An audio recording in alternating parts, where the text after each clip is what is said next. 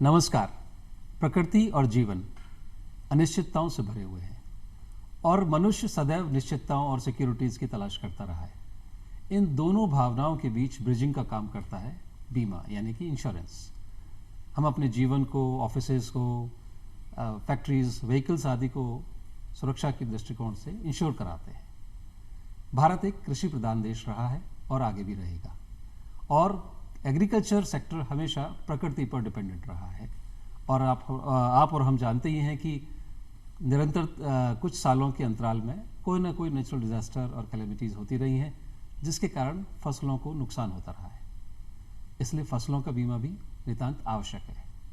इस आवश्यकता को महसूस करते हुए माननीय प्रधानमंत्री जी ने प्रधानमंत्री फसल बीमा योजना शुरू की। आज इस विषय पर हम चर्चा कर रहे हैं। हमारे साथ स्टूडियो में मौजूद हैं मुकेश माथुर जी। आप जॉइंट डायरेक्टर हैं डिपार्टमेंट ऑफ एग्रीकल्चर, राजस्थान सरकार। आपका स्वागत है। साथ में हैं डॉक्टर शत्रुघ्न प्रसाद जी। आप रीजनल मैनेजर हैं insurance, agriculture insurance company of India limited के। आपका भी बहुत बहुत स्वागत है। माथुर साहब, आपसे शुरू करते हैं। प्रधानमंत्री फसल बीमा योजना क्या है? प्रधानमंत्री फसल बीमा योजना राजस्थान में खरीफ 2016 से राजस्थान के सभी 33 जिलों में क्रियान्वित की जा रही है।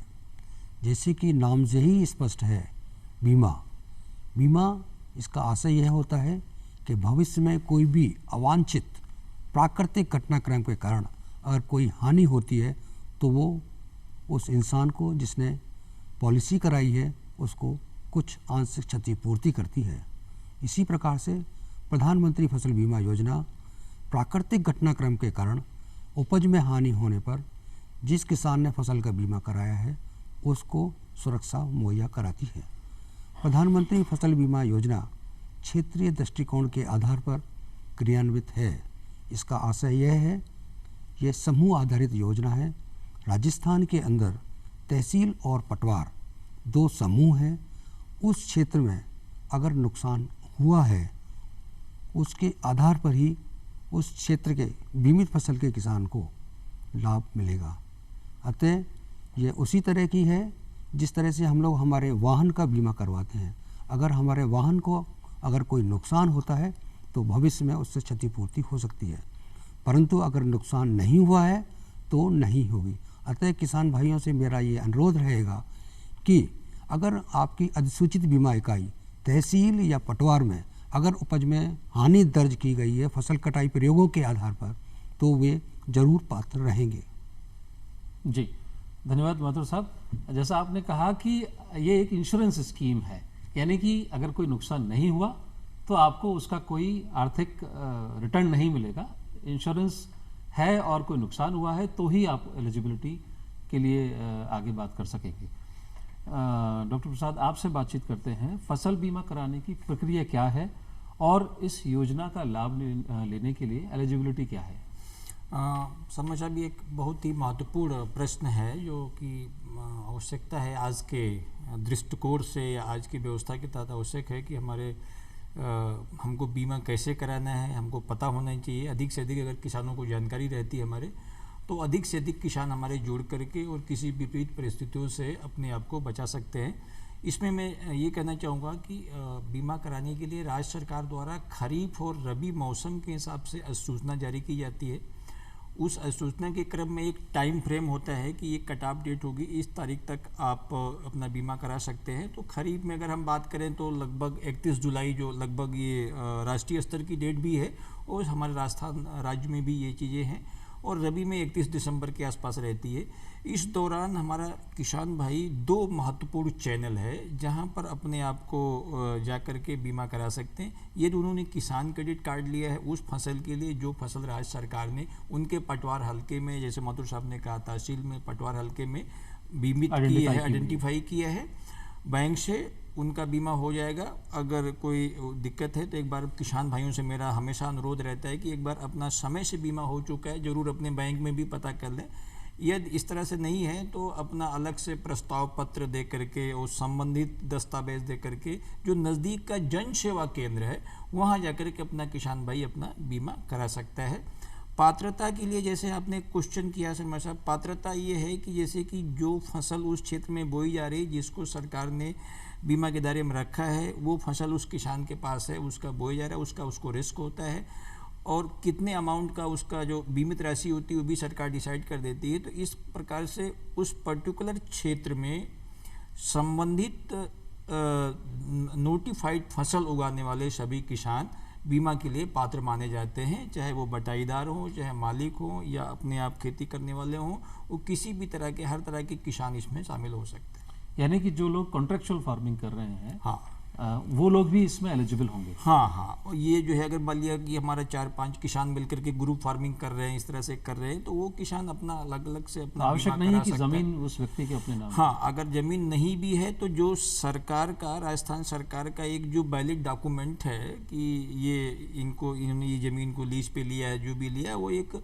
महत्वपूर्ण दस्तावेज होता है, उसको लगा करके किसान अपनी फसल का बीमा करा सकता है। जी, दस्तावेज की आपने अभी बात रखी।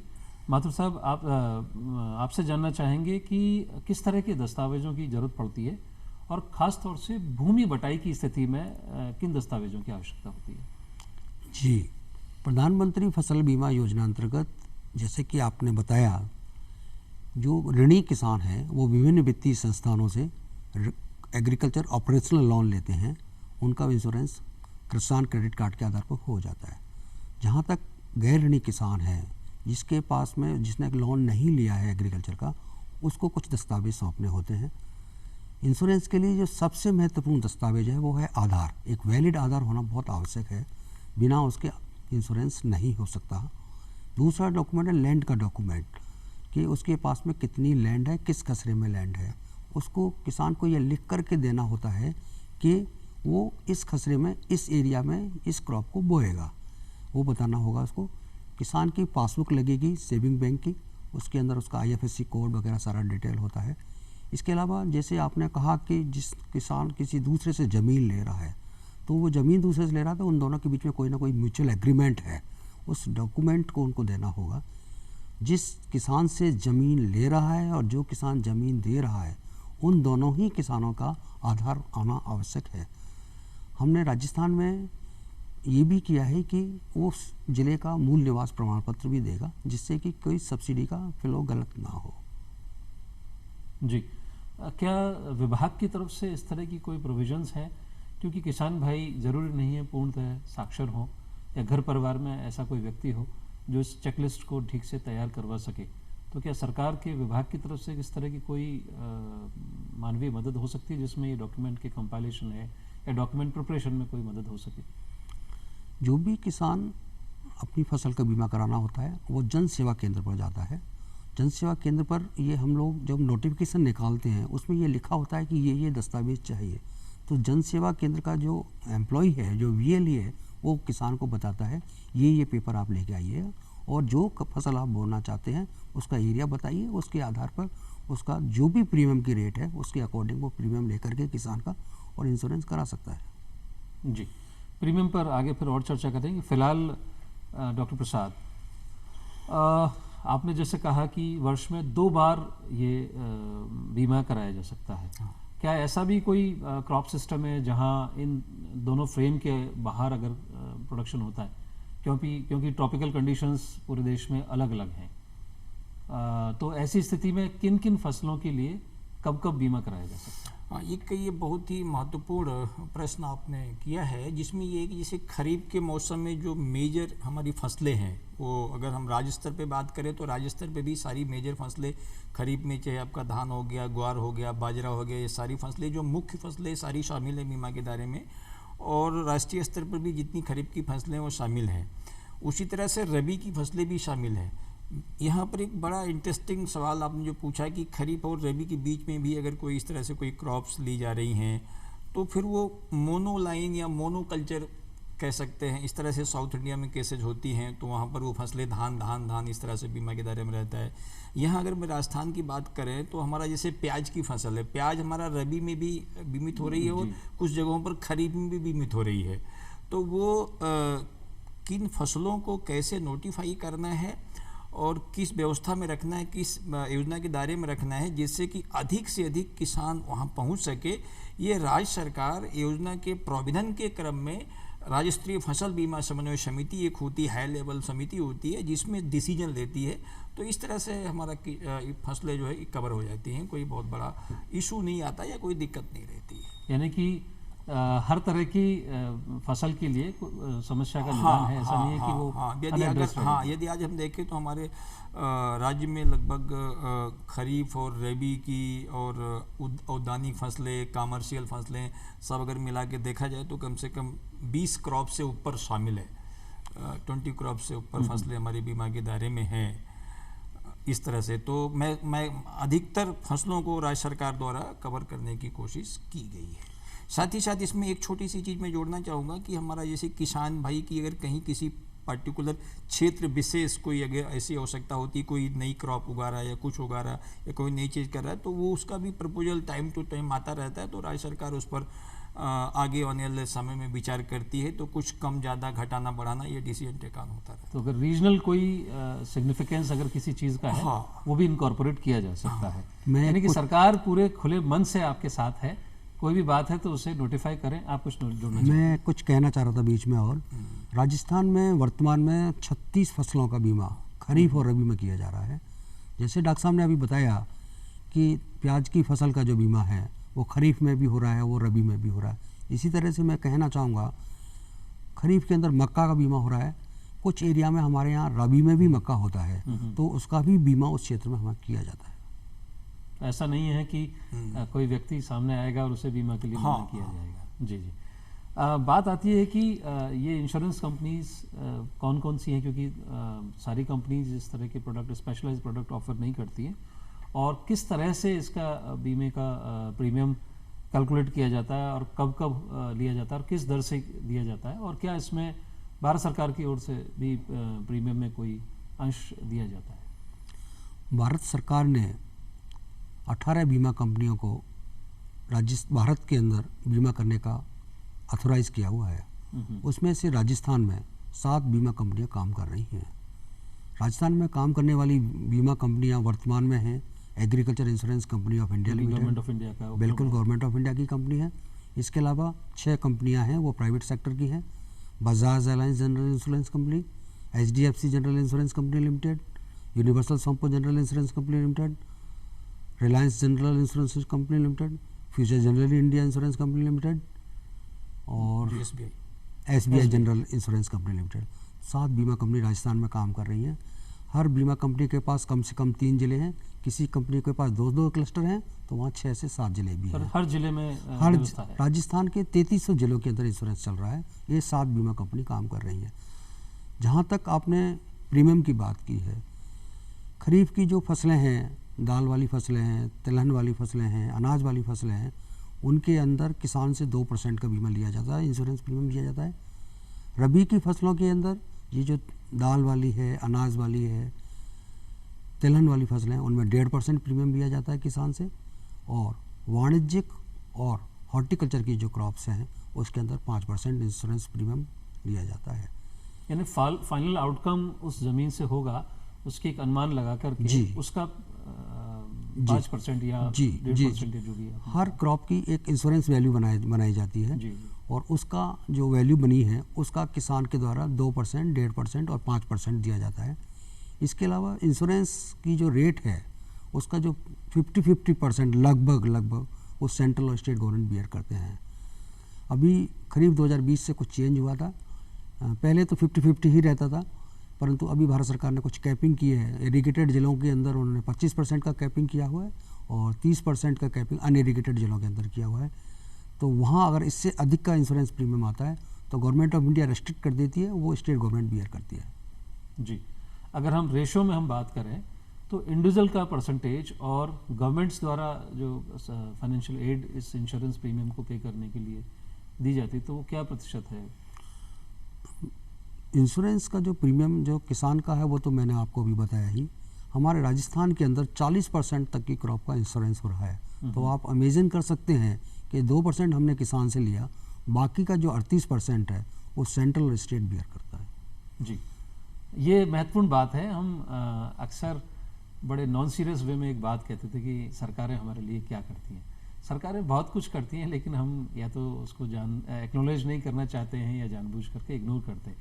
कहाँ 2% और कहाँ 38%, जिसमें राज्य सरकार और केंद्र सरकार दोनों की भूमिका है। और प्रीमियम की रेट्स वो सारी गवर्नमेंट बॉडीज़ उसे रेगुलेट करती हैं, कंट्रोल करती हैं। स्पेशल अगर कोई कंडीशन आती है तो उसमें सरकार ही उस आर्थिक भार को वहन करती है। ये जो बीमिया है, प्रीमियम है, ये वन टाइम ही पे किया जाता है। खरीफ की फसल के लिए अलग से जाएगा, रबी की फसल के लिए अलग से जाता है। दोनों सीजन्स के लिए अलग अलग होता है जी। अब बात आती है कि जब लाभ लेने की बात आती है तो अक्सर लोग कहते हैं कि भाई हमें इंश्योरेंस का लाभ ठीक से नहीं मिल पाया। There is a gap between the expectation and the reality. क्या ऐसा वाकई में गैप है, या हमारे परसेप्शन, या कोई हम प्रेजुडाइज्ड होते हैं कि जैसे कहा कि कुछ अंश आपको मिलेगा, वाहन चोरी होने पर भी आपको कुछ अंश मिलता है। प्रेरोटा बेसिस पर हम कैलकुलेट करते हैं कितने वर्ष पुरानी बाइक हो गई है, वाहन हो गया, उसके आधार पर ही मिलता है, वो पूर्ण कभी भी नहीं होता है। तो इसमें जैसा नेचुरल डिजास्टर के लिए हम बात कर रहे हैं कि बियॉन्ड ह्यूमन कंट्रोल अगर कोई चीज़ है उसे हम इंश्योरेंस में कवर करते हैं। तो इस योजना में कौन कौन सी किस तरह की प्राकृतिक विपदाएं हैं जिनसे क्षति होने पर बीमा का लाभ दिया जाता है? ये सब एक बहुत ही महत्वपूर्ण है कि जैसे कोई भी व्यवस्था होती है, कैसे हम उससे जुड़ेंगे, तरीका क्या होगा जुड़ने का, उसके बाद उससे अगर हमको लाभ लेना है तो कैसे लाभ प्राप्त होगा। ये एक अल्टीमेट टूल है, यह एक अंतिम ऐसा पायदान है जो अंतिम सुरक्षा प्रदान करती है। उसमें मैं थोड़ा सा अपने किसान भाइयों के साथ, आपके साथ ये कहना चाहूँगा कि फसल बीमा का जो शुरुआत हुआ था भारत में, वो 1971 में शुरुआत हुई थी। फिर 1979 में इसको थोड़ा सा और जोर दिया गया। फिर उस समय एक प्रोफेसर BM दांडेकर साहब थे, greater economist of the country, उनकी अध्यक्षता में भारत सरकार ने एक कमेटी बनाई और एक एरिया अप्रोच, जैसा भी माथुर साहब ने कहा कि एरिया अप्रोच और फसल अप्रोच, ये दो अप्रोचेज आई कंट्री में। उसके आधार पर हमारी 1985 में एक कम्प्रहेंसिव क्रॉप इंश्योरेंस स्कीम चलाई गई एरिया अप्रोच के आधार पर कि फसल कटाई प्रयोग होगा, उससे जो लॉसेज होंगे उसके हिसाब से क्लेम दिया जाएगा। ये नेशनल लेवल पर चलाया गया। इसका जो रिजल्टेंट था तो 98-99 में एक राष्ट्रीय कृषि बीमा योजना पूरा राष्ट्रीय लेवल पर स्कीम लाई गई। 2015 तक वो स्कीम हमारी चली। साथ ही साथ फिर इस बीच तमाम एक्सपर्ट के, फार्मर्स की बहुत सारी डिमांड्स थी। इन सबको कंसाइज करते हुए, कोरिलेट करते हुए भारत सरकार ने एक महत्वाकांक्षी प्रोग्राम प्रधानमंत्री फसल बीमा योजना खरीफ 2016 में शुरू करी, जिसमें जो क्लेम देने की जो बात अभी आपने की, जो महत्वपूर्ण है, वो 5 प्रकार की व्यवस्था हो गई क्लेम देने की। पहले एक मेजर व्यवस्था फसल कटाई प्रयोग हुआ करता था और कुछ छिटपुट इंडिविजुअल असेसमेंट की चीज़ें हुआ करती थी, जिसमें एक जो पहली व्यवस्था सरकार ने किया वो किया बुआई फेल होना। 5 प्रकार से क्लेम देना है, बहुत महत्वपूर्ण प्रश्न है। 3 जो अप्रोचेज हैं वो एरिया अप्रोच के आधार पर हैं। 2 अप्रोचेज हैं व्यक्तिगत, कि अगर किसी किसान का व्यक्तिगत उसके फॉर्म का नुकसान हो रहा है तो उसका अलग से सर्वे करके क्लेम दिया जाएगा। तो एरिया अप्रोच में जो आपका बुआई फेल होना, मतलब सपोज करते कोई, जैसे अभी माथुर साहब ने कहा कि हमारी यहाँ जो बीमा की इकाई है वो पटवार है या तहसील है, तो किसी पटवार में अगर कोई मान लेते हैं अभी धान की फसल या ग्वार की फसल बोई जा रही है और उसमें 75% बुआई नहीं हो पाई, तो उसका एक पर्टिकुलर टाइम होता है। उस समय सरकार, जो जिला प्रशासन होता है, जिसमें किसान को किसी तरह से परेशान होने की ज़रूरत नहीं। ये स्कीम की एक बहुत अच्छी ब्यूटी है कि डिस्ट्रिक्ट एडमिनिस्ट्रेशन इस चीज़ को इन्फॉर्म करता है, नोटिफिकेशन होता है, फिर एक कॉमन सर्वे होने के बाद जो एक कमेटी बनी होती है, आपका सोइंग फेलियर डिक्लेयर हो जाता है, तो 25% किसानों को बीमा उस समय हम दे सकते हैं। जिसका अगर किसी का 10,000 का बीमा है और उसने मान लेते हैं 200 रुपये का प्रीमियम दिया है, तो 2,500 रुपये का क्लेम बीच में किसान को दिया जा सकता है। दूसरी ये कि मान लिया क्रॉप आपकी निकल गई, जैसे जुलाई में और अब जून में आपने फसल को बोया, अगस्त, सितंबर या अक्टूबर में इस तरह से कोई अतिवृष्टि या कोई ओलावृष्टि या फसल की अवधि में यदि कोई इस तरह से आपदा आ गई और 50% से ऊपर नुकसान होने की संभावना दिख रही है, तो ये डिस्ट्रिक्ट एडमिनिस्ट्रेशन डिक्लेयर करते हैं, जिला प्रशासन हमारा, कि ये इन ग्राम पंचायतों में, इन पटवार हलकों में इन फसल में 50% से ऊपर नुकसान है, तो उसका एक समिति के द्वारा सर्वे करके कंफर्म किया जाता है और उधर के जितने फार्मर्स होते हैं 50% उनको क्लेम दे दिया जाता है। तीसरा जो सबसे पुरानी व्यवस्था चली आ रही है, आज भी है, उसका बड़ा अच्छा रिलेवेंस है, जैसा माथुर साहब ने कहा कि फसल कटाई प्रयोग किसी भी आपदा के कारण, किसी भी कारण से यदि वहाँ पर फसल में हमारा नुकसान आ रहा है और उसके लिए जो व्यवस्था बनाई जाती है कि आपका जो 7 साल है सरकार के द्वारा उस पटवार हल्के का 7 सालों की जो उपज होती है उसमें से 2 कम वाली उपज निकाल करके एक गारंटेड यील्ड निकालते हैं, जिसे हम कहते हैं अपने उसमें कि सम इंश्योर कि भाई इतना अगर होगा तो हम आपको देंगे। तो मान लिया किसी ग्वार की फसल की गारंटेड यील्ड मान लिया 2 कुंटल पर हेक्टेयर आ गई और इस साल आपका 1 कुंटल पर हेक्टेयर हुआ तो आपका 50% का नुकसान हो गया और किसी भी कारण से हुआ तो उसे कहते हैं फसल कटाई प्रयोग के आधार पर। अगला जो 2 प्रोविज़न है वो है व्यक्तिगत में एक ये है कि सरकार ने, ये महत्वपूर्ण विषय है और किसान को जानना भी जरूरी है, एडमिनिस्ट्रेशन को भी ये सब चीज़ें हम लोगों को जो बताते हैं, फार्मर को इसलिए बताते हैं कि सरकार ने दैविक आपदा को बताया है कि इन दैविक आपदाओं से यदि किसी का फार्म लेवल पर नुकसान हो रहा है, जैसे ओलावृष्टि हो गया, जल भराव हो गया, लेकिन वो भी धान में नहीं है, जल भराव हो गया तो आप उसका जो है आप बताएंगे, आपका सर्वे करके क्लेम देने की व्यवस्था हो जाएगी।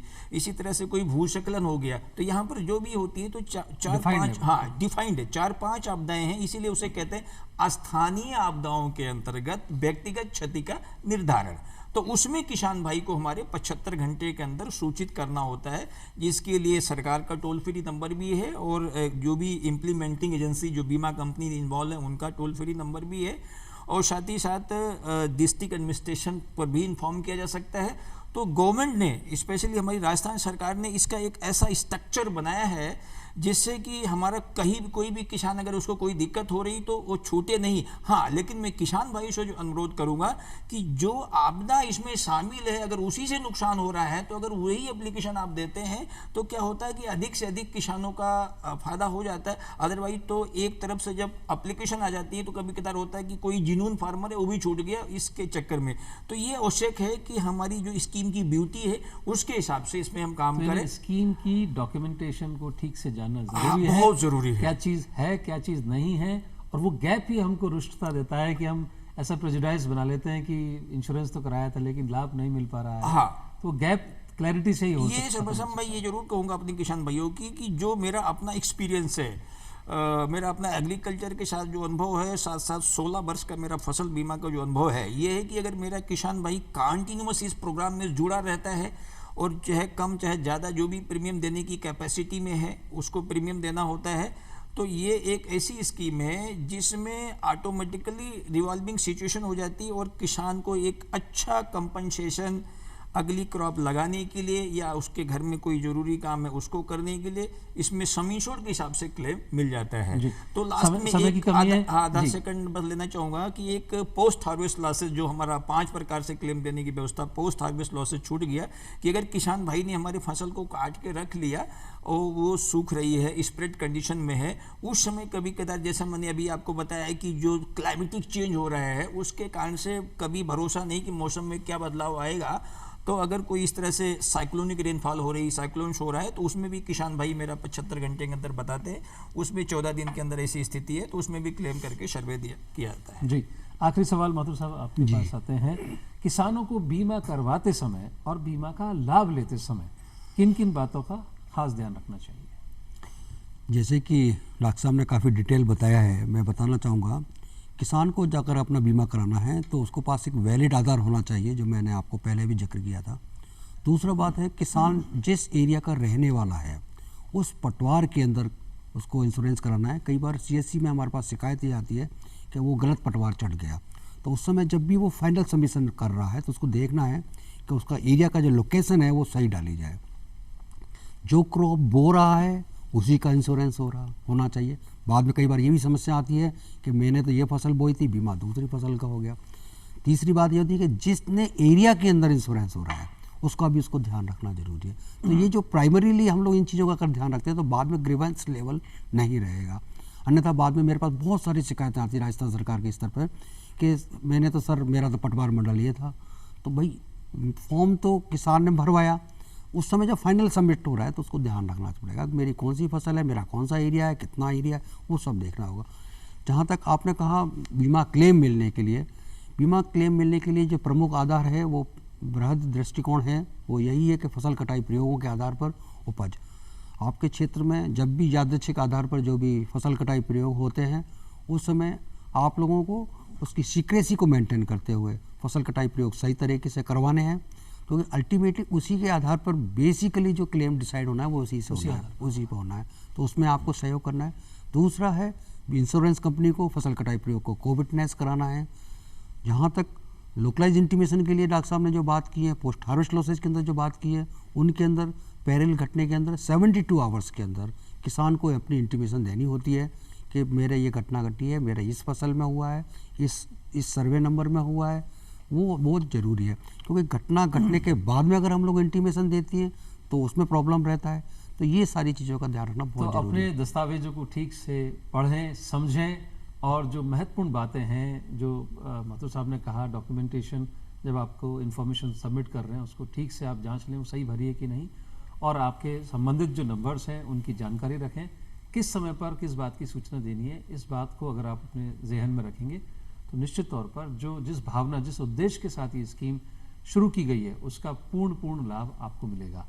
आप दोनों स्टूडियो में पधारे और महत्वपूर्ण जानकारियाँ हमारे किसान भाइयों के साथ साझा की, उसका अनेक धन्यवाद। और आज के लिए बस इतना ही। नमस्कार।